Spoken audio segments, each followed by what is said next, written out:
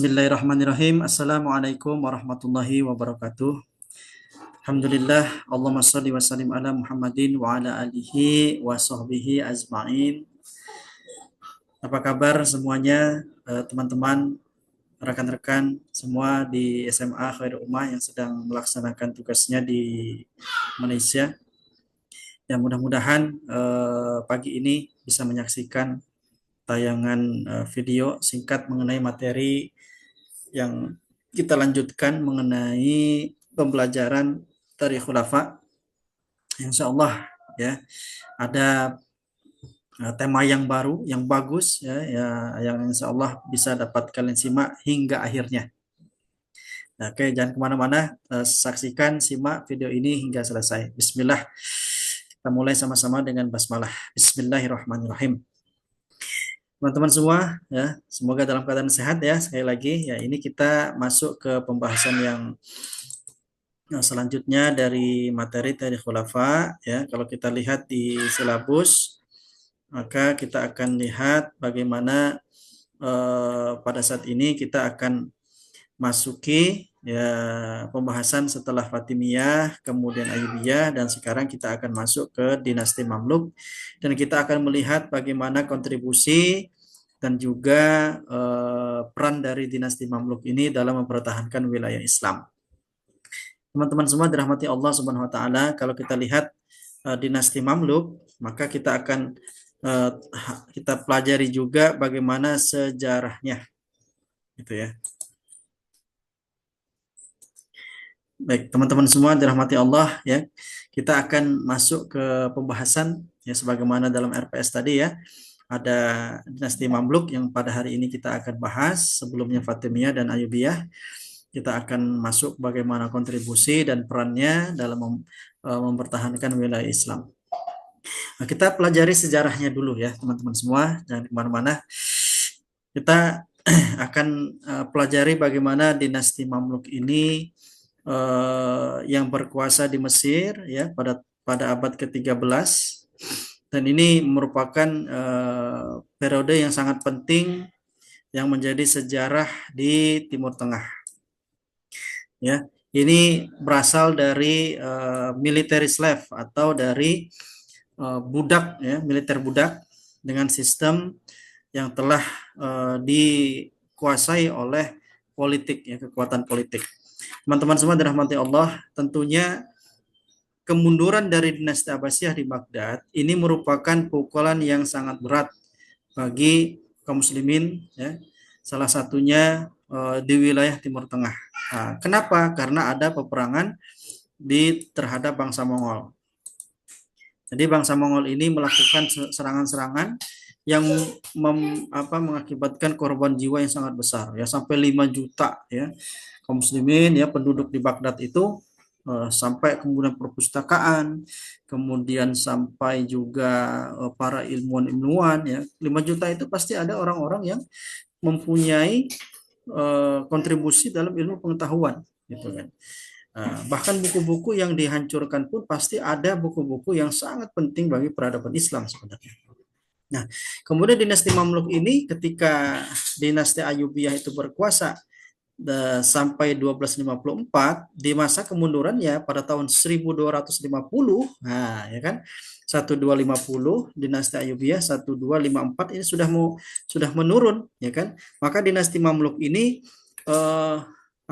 mengambil alih peradaban di Mesir itu ya, karena periode ini para resimen budak oleh khalifah dalam lapisan militer Timur Tengah, tetapi di Mesir ini ya, militer budak ini mampu menghalau tentara Mongol pada waktu itu ya, dengan perangnya yaitu perang Ain Jalut ya. Teman-teman semua bisa lihat ya bagaimana di perang Ain Jalut itu ada strategi-strategi yang kemudian diterapkan. Nah, baiklah ya teman-teman semua dirahmati Allah, ada poin yang juga sangat penting, bagaimana kemunculan dari dinasti Mamluk ya. Nah, kalau kita lihat dinasti Mamluk ini muncul ya, ada tiga pendapat. Ya. Yang pertama adalah muncul dari pemerintah Abbasiyah. Jadi munculnya itu justru dari dalam dinasti Abbasiyah kemudian rekrutannya adalah rekrutan orang Turki, ya kemudian mereka itu yang awalnya bukan umat Islam ya, yang fanatik bahkan menjadi pasukan Muslim Nasti yang sangat kuat ya, dibentuk dan kemudian menjadi salah satu kekuatan militer dan diutus oleh Abbasiyah ke Mesir. Nah, ada juga yang berpendapat bahwa mereka adalah tawanan penguasa dinasti Ayyubiyah. Kemudian diperbudak, ya, dilatih, kemudian akhirnya menjadi loyal dan menjadi kekuatan sultan dan ditunjuk sebagai penjamin kekuasaan sultan dan kemudian menguasai. Nah, ada juga yang berpendapat bahwa mereka adalah budak Turki dan Mongol, dibeli Sultan Malik As-Sahri. Ya, sama dari dinasti Ayyubi ya. Nah, ini ya salah satu pendapat-pendapat. Tapi kalau kita lihat bagaimana dinasti apa namanya Mamluk ini ada puncak kekuasaannya, puncak keemasannya, ada kemajuan arsitektur, sastra, perdagangan, dan pada akhirnya ini juga melemah karena persaingan internal ya dan juga tekanan dari luar. Nah, kita lihat nanti apa saja yang menyebabkan mereka itu bisa maju dan mundur gitu ya. Nah, kaum muslimin mengalami kelemahan itu sangat akut dari perpecahan ya, kemudian adanya juga orang-orang salib, pasukan-pasukan salib ya, dan juga Mongol. Nah, ditambah lagi kondisi ekonominya juga carut marut. Ya, orang sebagian besar dari pemimpin Mamluk adalah orang-orang lemah, rasa dengki, saling tidak suka, ya, dan konspirasi. Banyak di antara mereka ini hanyalah menambah lemahnya kaum muslimin. Nah, kondisi dari para khalifah di Abbasiyah pun sama, tidak juga lebih baik. Mereka tidak mempunyai pengaruh gitu kan terhadap itu ya. Semangat keagamaan di kalangan pemimpin Mamluk dan rakyat ya secara umum sangatlah tinggi. Itu terlihat dari aktivitas keagamaan. Nah, tetapi semangat agamanya ini tetap tinggi. Walaupun secara ekonomi, secara sosial dan sebagainya, tapi semangat agamanya ini bagus ya. Nah, maka muncullah di sini para ulama-ulama. Kita lihat Imam Nawawi, Ibnu Taimiyah, Ibnu Qayyim al-Jauziyah dan Ibnu Katsir gitu ya. Nah, tetapi mereka lebih rendah dibandingkan derajat para mamluk yang sebenarnya. Ya, bahkan mereka ini ya, para ulama ini pernah dipenjara oleh mereka, kaum mamluk ya. Nah, ini kondisi yang menjadikan peluang bagi para dinasti mamluk itu untuk apa namanya fokus ke keilmuan. Apalagi setiap amir biasanya selalu mendatangkan para ulama ke kediaman mereka untuk mengajarkan anak-anak mereka. Banyak di antara para auladun nas ya, ini memberikan kontribusi dalam bidang pengetahuan, muncul ahli sejarah dan lain sebagainya ya. Kita lihat di sini bahwa ada kontribusi ya, ada kontribusi yang luar biasa di dan dinasti Mamluk bagi peradaban dunia Islam. Ya, ada Ain Jalut ya. Kita lihat lagi. Bahkan mereka juga membuat pahlawan Mamluk yang terpenting dalam peperangan melawan salib adalah Sultan Baibars, Kolawun, dan Ashraf Khalil yang menjatuhkan daerah Uka. Juga mereka menahan seserangan Mongol, ya. Banyak di antara mereka seperti itu. Dalam pemerintahan dinasti Mamluk mulai saat ini berkembang ilmu sosiologi dan filsafat sejarah. Juga munculnya Muqaddimah Ibnu Khaldun. Nah, Ibnu Khaldun juga hadir pada zaman ini ya sebagai kitab pertama dalam bidang ini. Ini muncul ya, muncul pada masa dinasti Mamluk. Dinasti Mamluk juga banyak mengalami bidang arsitektur ya. Mereka membangun sekolah-sekolah, masjid-masjid dan lain sebagainya ya. Kemajuan-kemajuan itu tersebut biasa ada di Mesir, khususnya Kairo. Ya, jadi kalau teman-teman ke Kairo, ada juga selain peninggalan dinasti Ayyubiyah, maka akan ada juga peninggalan dari dinasti Mamluk. Ya, silih berganti apa namanya mereka itu menghiasi peradaban Islam. Nah, kita lanjutkan. Nah, keakhirannya ya. Nah, salah satu akhir dari dinasti Mamluk ini ya, pasti yang pertama adalah kerusuhan politik. Ya, banyak pemberontakan, perang melawan Kesultanan Utsmaniyah dan Portugis. Ya, ini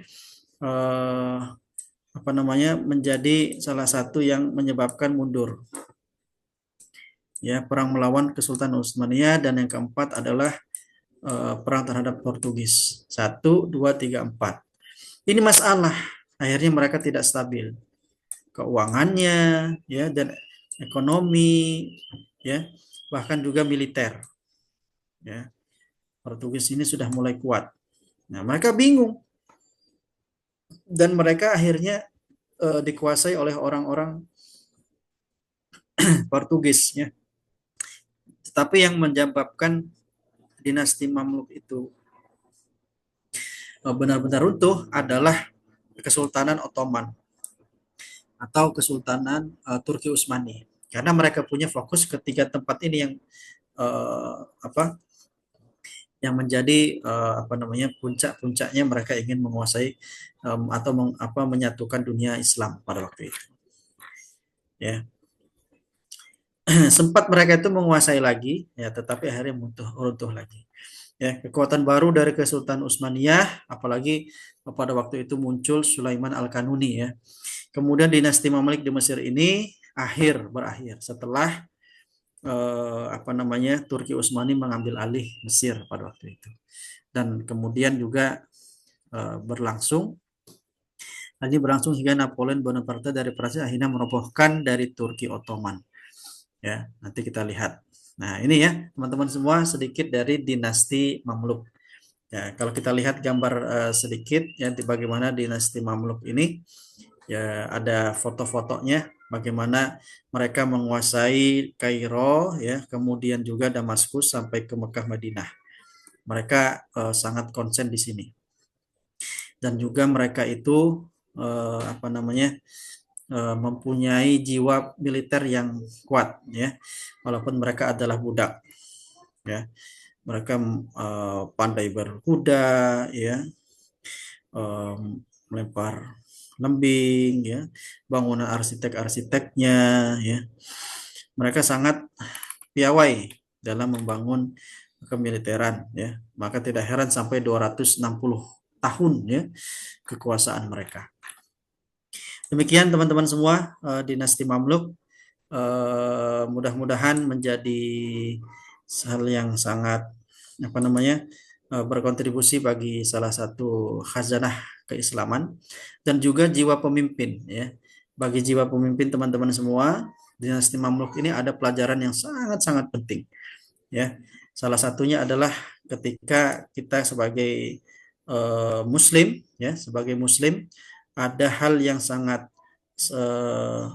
penting untuk kita ketahui, yaitu adalah menumbuhkan jiwa kepemimpinan. Jadi jiwa kepemimpinan ini tidak hanya sekedar sebagai kita menguasai, tapi dapat juga mempunyai kontribusi bagi ilmu pengetahuan, ya, kontribusi bagi berkembang pesatnya tumbuh kembangnya pemikiran serta kebiasaan-kebiasaan kaum muslimin yang positif, ya. Tradisi-tradisinya adalah tradisi Islam, menjadi sakofa Islam.